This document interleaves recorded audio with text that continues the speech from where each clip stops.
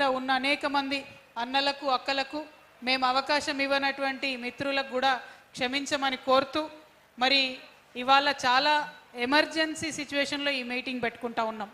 Emergency అనే పదం నేను కావాలనే వాడుతూ ఉన్నాను. ఈ అంశాన్ని దయచేసి బీసీ బిడ్డలు ప్రత్యేకించి గమనించాలి, ఓసీ బిడ్డలు కూడా మరీ ప్రత్యేకించి గమనించాలి.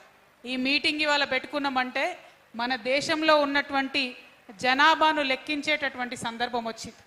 మరి జనాభా లెక్క అని అంటే ప్రతి ఒక్కరం కూడా అందులో ఉండాలనుకుంటాం. ఏ ఒక్కరం కూడా మన పేరు మిస్ అయితే అగౌరవంగా భావిస్తాం. మరి అటువంటి జనాభా లెక్కల ఎక్సర్సైజు ఈ దేశంలో చట్టం ప్రకారం 10 సంవత్సరాలకు ఒకసారి జరగాలి. 2011లో జరిగింది, తర్వాత 2021లో జరగాలి, కానీ జరగలేదు. లేట్ అయింది, కోవిడ్ అన్నారు, అదన్నారు, ఇదన్నారు, ముందుకు జరుపుకుంటూ పోయినరు. ఫైనలీ ఇప్పుడు జరుగుతున్నది. ఇప్పుడు జరిగే కన్నా ముందు మరి భారతీయ జనతా పార్టీ ఒక మాట ఇచ్చింది, అన్ని కులాలను మేము లెక్క పెడతామని చెప్పి. నేను చాలా సంతోషపడ్డా. ఎందుకంటే బీసీ వర్గాలతోని అదేవిధంగా ఎన్నో సర్టిఫికెట్లు రాని సమస్యలు చెప్పుకుంటూ ఉంటారు. మా దగ్గరికి ఒక ప్రజాప్రతినిధులు వచ్చి మరి ఆ సర్టిఫికెట్లు రానటువంటి అనేక డిఎన్టీ కులాలు, ఎంబీసీ కులాలు, మరి ఇప్పుడు ఈడబ్ల్యూఎస్ వస్తున్నటువంటి వాళ్ళకు, అగ్రవర్ణాల్లో ఉన్నటువంటి వాళ్ళకు కూడా సర్టిఫికెట్లు వస్తలేవు.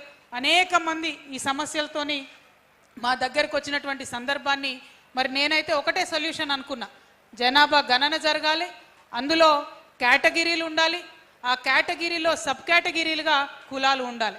అంటే కేటగిరీస్ ఏమేమి ఉండాలి? SC, ST, OBC and EBC అన్ని కేటగిరీలు ఉండి అందులో సబ్ క్యాస్ట్లు, కులాలు అన్ని మెన్షన్ చేస్తే ప్రతి ఒక్కరికి కూడా రిప్రజెంటేషన్ వస్తుంది.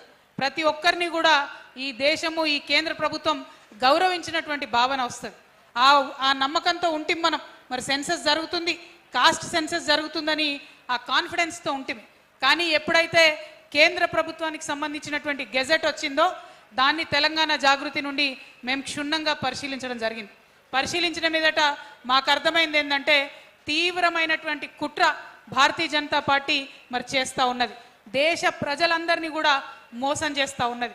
ఎస్సీ ఎస్టీలను అంటే వాళ్ళు రిమూవ్ చేయలేరు, ఎందుకంటే ఆనాడే అంబేద్కర్ గారు రాజ్యాంగంలో పెట్టించారు కాబట్టి ఆ రక్షణ కవచం ఉంది కాబట్టి వారిని టచ్ చేయలేరు.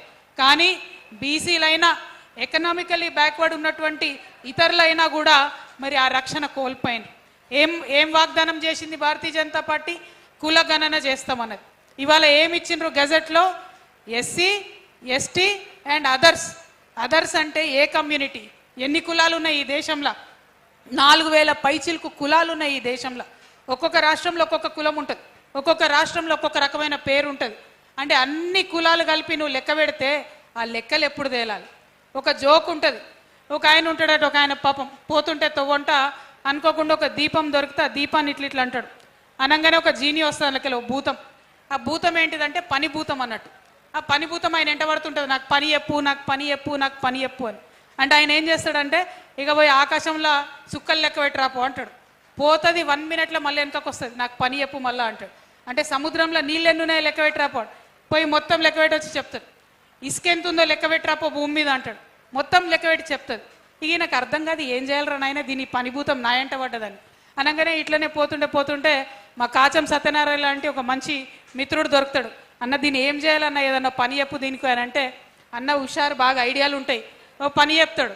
ఏందంటే మంచి పొడవు తాటి చెట్టు చూపించి, ఇగో ఈ చెట్టు ఎక్కు మళ్ళీ దిగు, నీకు ఇదే పని అంటే ఎక్కుడు దిగుడు అదే పని అన్నట్టు ఆ భూతం అక్కడనే, పని భూతం అక్కడనే శాశ్వతంగా ఉండిపోతుంది. ఇవాళ జనగణన కూడా అట్లనే చేస్తున్నారు. 2011లో కాంగ్రెస్ ప్రభుత్వం ఏదైతే తప్పు చేసిందో ఆనాడు 4500 కోట్లు ఖర్చు పెట్టి కులగణన చేస్తామని ఏదైతే చెప్పినరో, చేయకుండా మోసం చేసిరో, అచ్చంగా అదే పద్ధతిలో ఇవాళ 11,000 కోట్లు ఖర్చు పెట్టి భారతీయ జనతా పార్టీ కూడా అదే పని చేస్తుంది. అంటే ఏందన్నట్టు ఆ భూతం లెక్క కులాల పేర్లు రాసుకుంటూనే ఉండుర్రి, లెక్క పెడతానే ఉండుర్రి, ఎవ్వరికి సర్టిఫికెట్ రాదు, ఎవ్వరికి రిజర్వేషన్ రాదు. I'm asking Bharatiya Janata Party government, we want to be recognised first recognition, then reservation.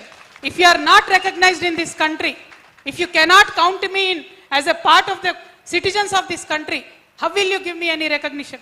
How will you give me any reservation? నాకు వచ్చే బెనిఫిట్స్ తర్వాత ముందు నన్ను గుర్తించు, నన్ను లెక్కబెట్టు, నువ్వు నన్ను లెక్కనే పెడతలేవంటే నేనంటే నీకు లెక్కలేనట్టే కదా.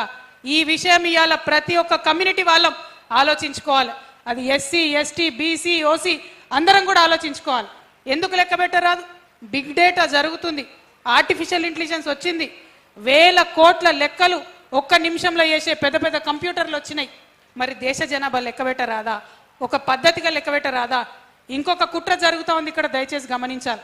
బీసీలలో ఒక కులం ఉందనుకుందాం, పద్మశాలి కులం. అందులో 23 ఉపకులాలు ఉంటాయి. పద్మశాలి కులము, ఆ ఉపకులాలు అన్ని కలిపి లెక్క పెడితే సంఖ్య ఎక్కువ వస్తుంది, పొలిటికల్ రిజర్వేషన్ ఎక్కువ ఇచ్చే అవకాశం ఉంటుంది. నేను విద్యా ఉద్యోగాల గురించి మాట్లాడితేలే, రాజకీయాల్లో చెప్తా ఉన్నాను. కానీ ఇప్పుడు బీజేపీ పెట్టినటువంటి దాని ప్రకారం కులం అని ఉన్నది అంతే. మనిషికి ఎవరికి ఏదొస్తే ఆ కులం రాసుకుంటారు. పద్మశాలిలో ఉన్న ఉపకులం మొత్తం పేరు రాయగలుగుతారా? ఉపకులం పేరు రాస్తారు. ఆ లెక్క పద్మశాలికి వస్తుందా? యాదవులలో కూడా అదే పరిస్థితి, ముదిరాజులలో కూడా అదే పరిస్థితి, గంగపుత్రులలో కూడా అదే పరిస్థితి, వెల్మలలో కూడా అదే పరిస్థితి, రెడ్లలో కూడా అదే పరిస్థితి, ఎస్సీలో కూడా అదే పరిస్థితి, ఎస్టీలో కూడా అదే పరిస్థితి. అంటే ఇదేంటంటే ఆ పని భూతం చెట్టెక్కదిగా పని అన్నట్టు కులాల పేర్లు రాయాలి, పంచాయతీ పెట్టాలి, టైంపాస్ చేయాలి, ఎన్నికలలో కోవాలి, గెలవాలి, మళ్ళీ గద్దెనెక్కాలి. ఇంతకు మించి లాభం చేసే ప్రయత్నం భారతీయ జనతా పార్టీ చేస్తలేదు. కాకపోతే ఇప్పుడు జరుగుతున్నటువంటి కులగణనలో ఫస్ట్ ఫేజ్లో దాదాపు 1 సంవత్సరం పాటు హౌస్ హోల్డ్ సర్వే జరుగుతుంది. ఇండ్లెన్నునే లెక్క పెడతారు. అంటే ఈ 1 ఇయర్ లోపల మనందరం కలిసి పోరాటం చేస్తే ఆ కాలం ఏదైతే ఉందో ఓబీసీ, ఓసీ, ఈబీసీ ఈ కాలాలన్నీ కూడా యాడ్ అయ్యేటటువంటి అవకాశం ఉంది. ఈ 11 నెలల సమయం మనం పోరాటం చేయకుండా టైంపాస్ చేస్తే మళ్ళా 10 ఏళ్లకు సెన్సస్ జరుగుతుంది, ఇప్పట్లో జరగదు. అంటే మళ్ళా 10 సంవత్సరాలు బీసీలకు రిజర్వేషన్ లేదు, బీసీలకు సర్టిఫికెట్లు రావు, ఈడబ్ల్యూఎస్ ఏదైతే ఇప్పుడు వస్తున్నాయి అనుకుంటున్నారో ఆ సర్టిఫికెట్లు కూడా రావు. ఇది ఒక్కరి మీద కుట్ర కాదు, అందరి మీద కుట్ర జరుగుతుంది. కాబట్టి అందరం కలిసి పిడికిలు బిగించి పోరాటం చేస్తే అది మారే అవకాశం ఉంటుంది. కాబట్టే తెలంగాణ జాగృతి మరి అందరికన్నా ముందు ఈ విషయాన్ని గమనించి ఈ రౌండ్ టేబుల్ సమావేశం ఏర్పాటు చేయడం జరిగింది. మా పేరులోనే జాగృతి ఉంది, జాగృతి అంటేనే మేల్కొల్పడం. కాబట్టి ఇవాళ నేను చేతులు జోడించి శిరస్సు వంచి తెలంగాణ యావత్ సమాజాన్ని కోరుతా ఉన్నాను. జనగణనలో జరుగుతున్నటువంటి కుట్రను దయచేసి గమనించండి. ఈ కుట్ర జరుగుతున్నదన్న విషయాన్ని మనందరం కూడా మన కుల సంఘాల్లో, మన అసోసియేషన్స్లో, ఎంప్లాయీస్ యూనియన్స్లో, టీచర్స్ యూనియన్స్లో, స్టూడెంట్స్ యూనియన్స్లో ఇవన్నీ కూడా చర్చ పెట్టాలి, గ్రామ స్థాయిలో చర్చ పెట్టాలి. రేపు మున్సిపల్ ఎన్నికలు జరుగుతూ ఉన్నాయి, ఎన్నికలలో చర్చ పెట్టాలి. ఎన్నికలలో ఇది ఎజెండా ఐటమ్ అయితేనే పొలిటికల్ పార్టీస్ భయపడతాయి. అది బీజేపీ కావచ్చు, కాంగ్రెస్ కావచ్చు, బీఆర్ఎస్ కావచ్చు, రేపు పొద్దున జాగృతి పొలిటికల్ పార్టీ అయితే మేమైనా కావచ్చు, ఎన్నికలలో ఎజెండా అయితేనే పొలిటికల్ పార్టీస్ భయపడతాయి. కాబట్టి ఈ మున్సిపల్ ఎన్నికలలో దీన్ని ఎజెండా చేద్దాం, రాబోయే ఎంపీటీసీ, జెడ్పీటీసీ ఎన్నికల్లో దీన్ని ఎజెండా చేద్దాం. అప్పుడే పొలిటికల్ పార్టీస్ భయపడతాయి, దిగొస్తాయి, ఆ కాలం అనేటటువంటిది పెడుతుంది. తద్వారా మనకు ఒక మంచి మార్పు వచ్చే అవకాశం ఉంటుంది. నేను ఒక సాఫ్ట్వేర్ ఇంజనీర్గా చెప్తా ఉన్నా, ఒక సామాజిక కార్యకర్తగా చెప్తా ఉన్నా, డేటా ఈజ్ డిగ్నిటీ. డేటాలో ఉంటే మన పేరు ఆ సూచీలో ఉంటే అది గౌరవం. శంఖంలో పోస్తే తీర్థమైనట్టు ప్రభుత్వ సూచీలో మన పేరు ఉంటే, మన కులం పేరు ఉంటేనే అది గౌరవం. ఆ గౌరవాన్ని మన నుండి దూరం చేయడానికి జరుగుతున్నటువంటి ఈ కుట్రను ఖచ్చితంగా ఛేదించాల్సినటువంటి అవసరం ఉందని ఈ సందర్భంగా నేను తెలియజేస్తా ఉన్నా. దీనికి ఇంకొక వైపు దయచేసి ఆలోచించాలి మనం. ఇవాళ భారతీయ జనతా పార్టీ ఇంత కుట్ర చేస్తుంటే పొద్దున్న లేస్తే రాజ్యాంగం పట్టుకొని తిరిగేటటువంటి కాంగ్రెస్ పార్టీ నాయకులు ఎందుకు ఇంతవరకు దీని మీద మాట్లాడతలేరు? మరి ఈ రాష్ట్రంలో ప్రధాన ప్రతిపక్షంగా ఉన్నటువంటి బీఆర్ఎస్ పార్టీ ఎందుకు ఇంతవరకు దీని గురించి మాట్లాడతలేదు? మీ దగ్గర లాయర్లు లేరా? మీ దగ్గర చదివేటోళ్ళు లేరా? వచ్చినటువంటి గజెట్ని చదవలేదా? ప్రజలకు అన్యాయం జరుగుతుంటే అర్థమైతే లేదా? ఇప్పుడు ఇది మనం చూస్తూ ఊరుకుంటే ఇంకా 10 సంవత్సరాలు కూడా డేటాలో క్లారిటీ ఉండదనే విషయం పొలిటికల్ పార్టీసు అర్థమయ్యి కానట్టుగా ఉంటున్నారా? ఈ ప్రశ్నలన్నీ కూడా దయచేసి అడగాలని చెప్పి నేను ఇక్కడికి హాజరైనటువంటి మిత్రుల్ని, టీవీల ద్వారా వీక్షిస్తున్నటువంటి ప్రేక్షకుల్ని నేను కోరుతా ఉన్నాను. ఎందుకంటే ఈ అంశాన్ని గట్టిగా పట్టుకుంటేనే, ఆ డేటాలో మనం ఉంటేనే ముందుకెళ్ళేటటువంటి ఆస్కారం ఉంటుంది.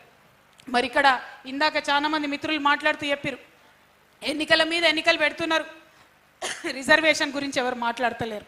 ఆ అంశాన్ని కూడా మరి మర్చిపోయినట్టే చేస్తున్నారు. ఇప్పుడు మున్సిపల్ ఎన్నికలు వచ్చినాయి, ఇందులో కూడా బీసీలకు రిజర్వేషన్ రాలే. ఇందాక మన మైనారిటీ సోదరులు మాట్లాడుతూ చెప్పిండ్రు, ఇప్పుడు ఉన్నటువంటి కేంద్ర ప్రభుత్వం ఎస్ఆర్సి తీసుకొస్తుంది, అనేక రకాలైనటువంటి కొత్త కొత్త చట్టాలు తీసుకొస్తుంది, మైనారిటీలని ఓటర్లు కాకుండా చేసే కుట్ర చేస్తుందని చెప్తున్నారు. మరి ఇవాళ కులగన్న జరుగుతుంటే మాకు భయం అవుతుంది అనే మాట మరి తను నిలబడి ఇక్కడ మాట్లాడడం జరిగింది. ఇది మనందరం కూడా ఆలోచన చేసుకోవాలి. సరే, ఎవరికి ఏ హక్కులు రావాలి, ఎవరు ఏ మతం అనే అంశం పక్కకున్నా వాళ్ళు కూడా మన భారత పౌరులు కాబట్టి వాళ్ళ కోసం కూడా మనందరం మాట్లాడాల్సినటువంటి అవసరాన్ని దయచేసి గుర్తించాలి. జనాభా గణనలో అందరికీ సమానమైనటువంటి అవకాశం రావడానికి మనందరం ప్రయత్నం చేయాలి. మరి దానికోసం జాగృతి ఒక ముందడుగేసింది. ఈ అడుగులు అడుగై తోడై కలిసి వచ్చినటువంటి అన్ని సంఘ నాయకులకు కూడా నేను మనస్ఫూర్తిగా ధన్యవాదాలు తెలియజేస్తా ఉన్నాను.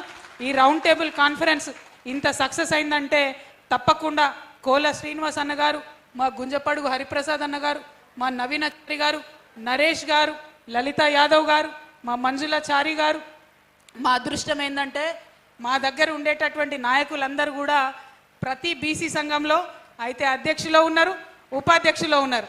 మన వాళ్ళందరూ కూడా కండువాలు వేసుకొని మాట్లాడుతుంటే మా సంఘ